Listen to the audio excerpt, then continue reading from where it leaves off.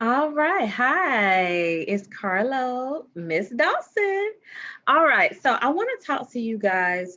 Remember, we are reading Macbeth. We've just read um, the Act One, right? We just read Act One, and we left off where Lady Macbeth and Macbeth have made the plan to kill the king, right? They made a plan about making the guards look as if they did it. So we're going to move into Act Two now. All right. And so let's look. We're going to go to Act Two.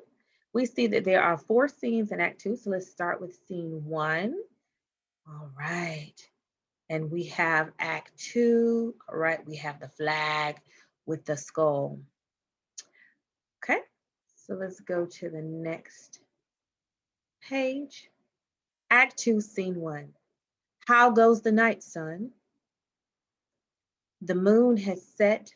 The clock hasn't struck yet. She set 12, right? I think it's later than that, sir. So this is Banquo and Fleance. All right, so Banquo and his son, and they're talking about the night. They're talking about, how things are off kilter. All right, let's go to the next part. Here, take my sword. The heavens are being stingy with their light. They have put out all their candles. Take the cloak too. My weariness weighs on me like lead, and yet I cannot sleep. Merciful powers, keep away the nightmares that plague me when I rest. So we see here that there's Banquo, he senses something evil in the air, and he's having these nightmares. All right. So we see Banquo and Fleance. Give me my sword. Who's there? A friend. You're not asleep yet, sir? The king's in bed. He has been in an unusually good mood and has granted many gifts to your household and servants. The diamond he sends to your wife for her boundless hospitality. Because we were unprepared for the king's visit, we weren't able to entertain him as well as we would have liked. All is well.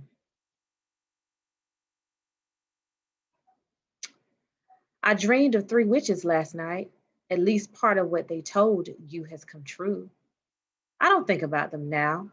And yet, when we have an hour to spare, I would speak more out of it if you're willing, at your leisure.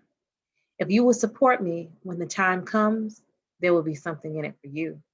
Now, do you think that Macbeth really hasn't thought about the witches, right? He's lying, y'all. He's lying. All right, let's read the next part. So long as I can do it with a clear conscience, I will support you. Rest easy in the meantime. Thank you, sir. You do the same.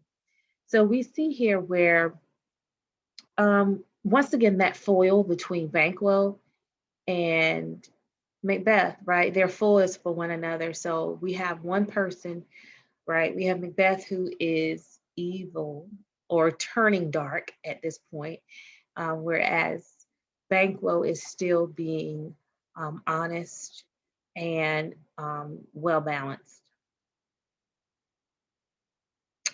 Go and tell your mistress to strike the bell when my drink is ready, then get yourself to bed. All right. So we see here, we see Macbeth here, and we see Macbeth, and he has a vision of a dagger.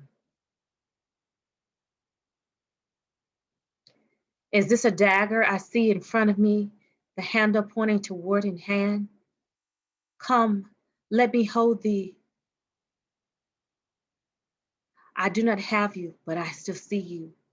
Fateful apparition, isn't it possible to touch you as well as see you? Or are you nothing more than a dagger of the mind, a hallucination from my fevered brain?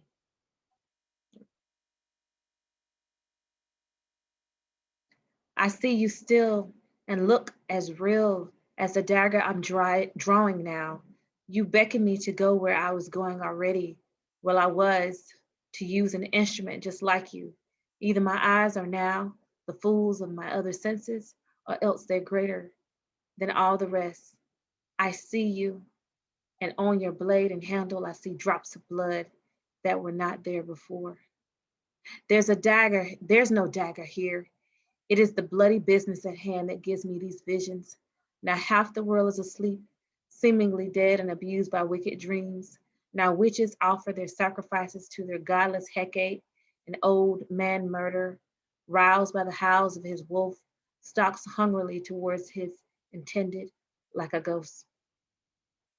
So things have really gotten bad, which is an understatement for Macbeth. He is hallucinating now about seeing this dagger, about seeing blood on the dagger. He talks about Hecate. And if you remember from our, when we talked about the characters in Macbeth, Hecate is the goddess of witchcraft.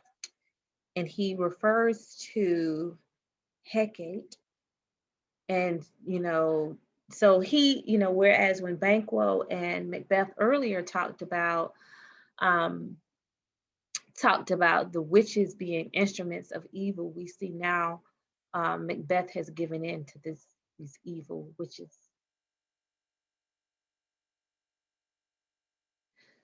You firm and solid earth, don't listen to the direction of my steps. I fear the very stones will chatter my location and break the terrible stillness of this moment, a silence that is so appropriate for my task. While I stay here talking, Duncan lives. The more I talk, the more my courage cools. So, the more he talks, the more his courage cools, which means the more he talks, the more he becomes afraid. Clang, clang. I go, and it is good as done. The bell calls me. Hear not the bell, Duncan, or it summons you to heaven or to hell. Well, that is the end of that scene. And as we can see, this scene was all about Macbeth, right? And his internal conflict about what he should do to the king, right? And we see at the end, when the bell tolls, he is saying he is ready to kill the king. All right, so that was our scene, and we'll go to the next one.